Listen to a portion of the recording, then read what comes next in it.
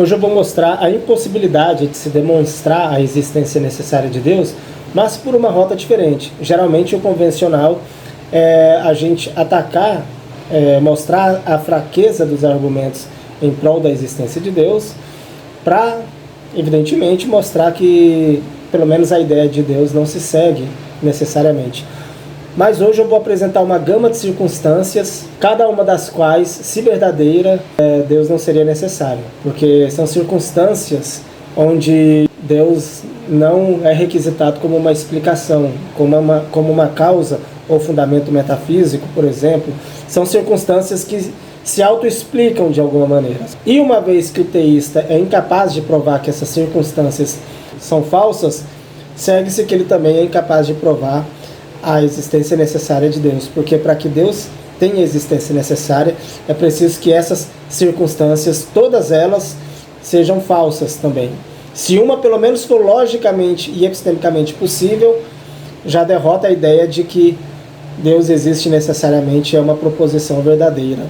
Pode ser até que ele exista necessariamente, mas você não vai saber, você estará fechado epistemicamente a essa verdade, porque por conta de pelo menos uma dessas circunstâncias que eu vou citar ser pelo menos possível. Mas eu estou sendo caridoso, porque na verdade essas circunstâncias, elas não só são possíveis, como eu acho que algumas delas são até muito prováveis. Mas ainda que fosse apenas o caso delas serem meramente possíveis e o teísta não provar que elas são falsas, que elas não são possíveis, não pode também ele provar a existência necessária de Deus. A primeira circunstância de mundo onde Deus não é requisitado como uma resposta, como talvez uma causa ou uma fundação metafísica, é na hipótese de uma regressão infinita de fundamentos.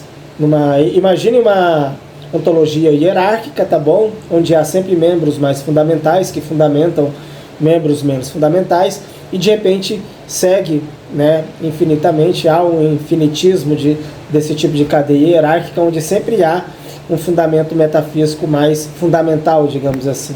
Dependendo se você é adepto talvez de um princípio de razão suficiente forte, etc., você não consegue sair muito fácil de um fundamento para tudo. Parece que qualquer fundamento, ele próprio requer uma explicação mais fundamental, trazida pelo próprio princípio de razão suficiente.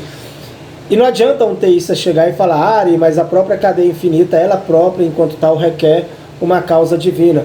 Porque se há uma causa dessa cadeia, então nós temos uma nova cadeia. E pelo mesmo princípio de razão suficiente, essa nova cadeia, inicialmente de dois membros, Deus e a cadeia, Deus fundamentando a cadeia, nessa nova cadeia, ela também, por princípio de razão suficiente, deveria ser infinita, porque Deus, que seria a causa dessa cadeia, requereria também uma explicação, uma causa ou uma fundamentação mais profunda, mais fundamental.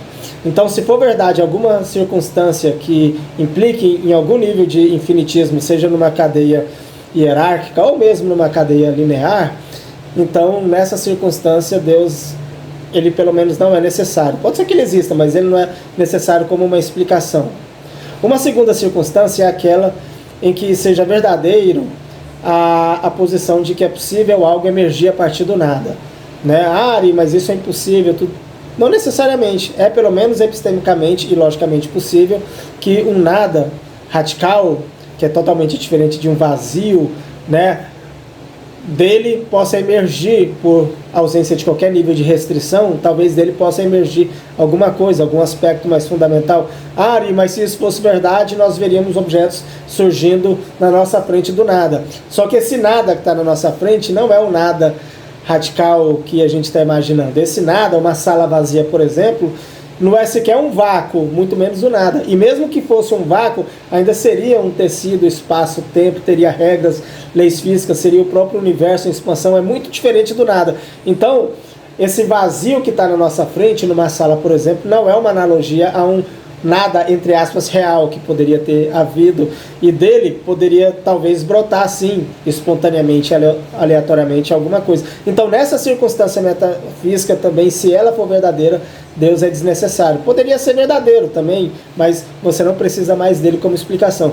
Então, até agora, nós temos duas circunstâncias que, se verdadeiras, Deus não é requisitado como explicação, né? Porque cada uma dessas circunstâncias se auto-explicam, né? Você não precisa ali de um fundamento para elas. Uma outra circunstância seria se a própria matéria, no seu aspecto mais fundamental, for necessária. Talvez seja necessária, mas a matéria é contingente, aquilo que é contingente um dia não existiu. Não, isso não se segue. Eu não quero me aprofundar muito nisso agora, para o vídeo não ficar demasiadamente longo, já comentei isso em outros locais, mas simplesmente o ceticismo modal nos mostra que a gente não tem uma perspectiva acerca daquilo que é possível ou daquilo que é necessário, né?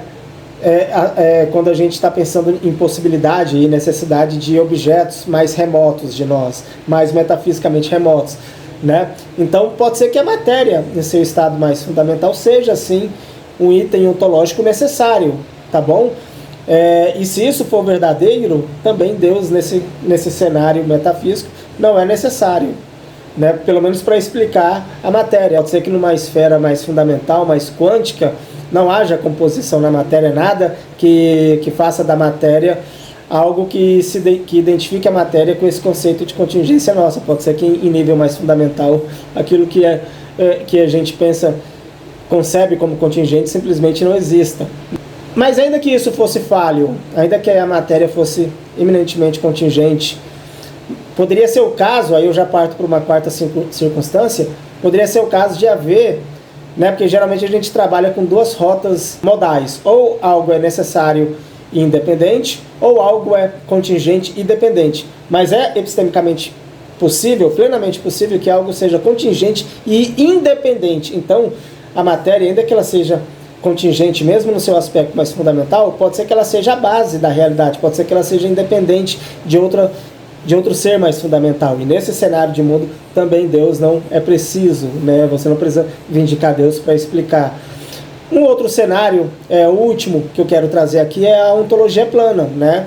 Que nega a tese da ontologia hierárquica, né? Ou seja, na ontologia plana não há existências mais fundamentais. Tudo aquilo que existe carrega igualdade de realidade, né? Tem o mesmo peso ontológico, digamos assim, no que tange a realidade. Existe igualmente, não é dependente de nada mais fundamental, precisamente porque não há nada mais fundamental, não há uma hierarquia, uma verticalidade, né? Na ontologia plana, tudo que existe, existe simplesmente, né? E nessa hipótese da ontologia plana, que eu não vou me adentrar muito aqui, porque já tratei mais em outros momentos, você também não precisa de uma explicação de um ente que seja necessário, mas que seja ao mesmo tempo transcendente, né? Portanto, seria uma outra circunstância em que Deus não é necessário para explicar.